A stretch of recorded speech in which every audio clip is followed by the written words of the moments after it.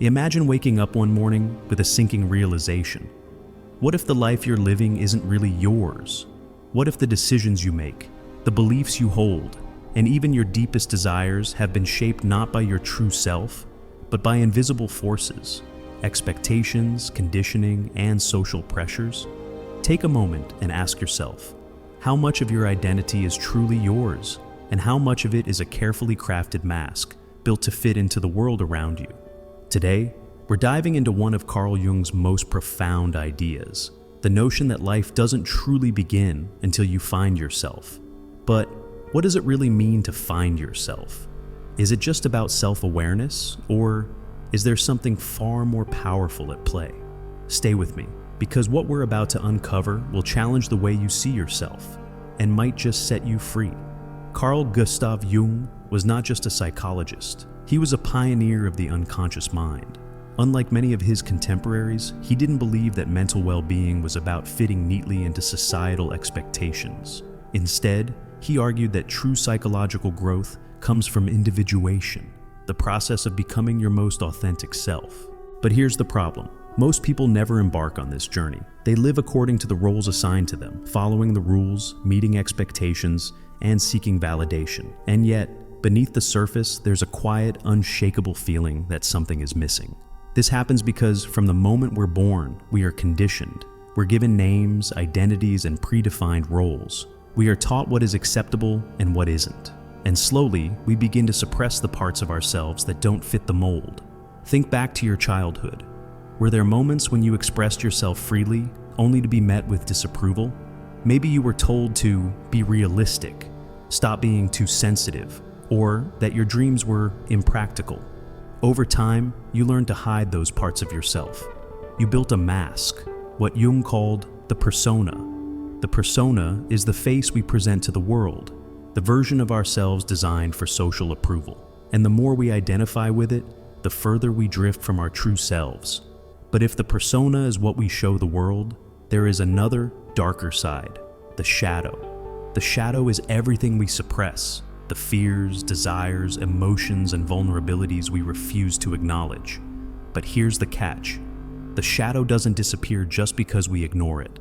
Instead, it operates in the background, influencing our thoughts, emotions, and behaviors. Ever disliked someone without fully understanding why? Ever been triggered by another person's actions? Jung believed that when certain traits in others provoke strong emotional reactions, it's often because those same traits exist within us, hidden in our own shadow. But what if I told you that your shadow isn't something to fear, that within it lies the key to your true self? Jung's greatest insight was this: psychological growth isn't about eliminating the shadow, it's about integrating it. Facing your shadow is uncomfortable. It forces you to confront the parts of yourself you've buried. But when you do, something incredible happens. You reclaim a part of your soul that was lost. You become more whole, more real, more you. Most people go through life assuming they already know who they are. They define themselves by their job, their past, their relationships. But Jung argued that true self-discovery is not about constructing a new identity. It's about uncovering what has always been there. This process is called individuation, the integration of all aspects of the self, both light and dark. It's about bringing the unconscious into the conscious, breaking free from conditioning, and living from a place of authenticity. But why is it so difficult? Because it requires deep self-examination. It means questioning long-held beliefs, facing fears, and challenging the narratives we tell ourselves. It means stepping outside the comfort zone of societal approval and embracing uncertainty. Think about how often we distract ourselves: social media, work, entertainment. We avoid silence because in that silence, we might hear the truth. But no matter how much we try to run, these hidden aspects of ourselves do not go away. They show up in anxiety, self-sabotage, and a persistent feeling of being lost. The unconscious is always speaking. The question is, are you listening? Here's the most profound realization of all. The self you believe yourself to be is just a construct. We assume that we are fixed, unchanging beings, shaped by our memories and experiences. But Jung, along with many great thinkers, argued that our identity is fluid, ever evolving, and far greater than we imagine. What if the version of you that exists right now is just one expression of something much larger? Jung introduced the idea of the self, not the small, ego-driven identity, but the totality of who you are. The self is vast.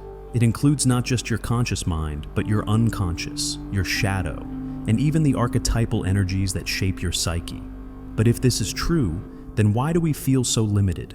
Because of the ego, the part of the mind that creates a sense of separation.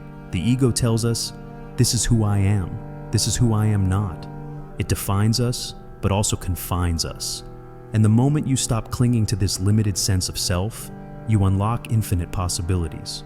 So, how do you find yourself? How do you step beyond the illusion and into your true nature? Embrace the unknown. Stop fearing uncertainty. Growth happens in the unknown. Let go of labels. You are not just your name, job, or past. You are something greater. Listen to your unconscious. Your dreams, instincts, and emotions hold deep truths about who you are. Integrate, don't suppress. Accept all aspects of yourself, including your shadow. Surrender to the process.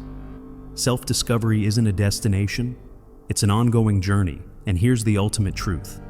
You were never truly lost. The self you've been searching for has always been within you, waiting to be uncovered.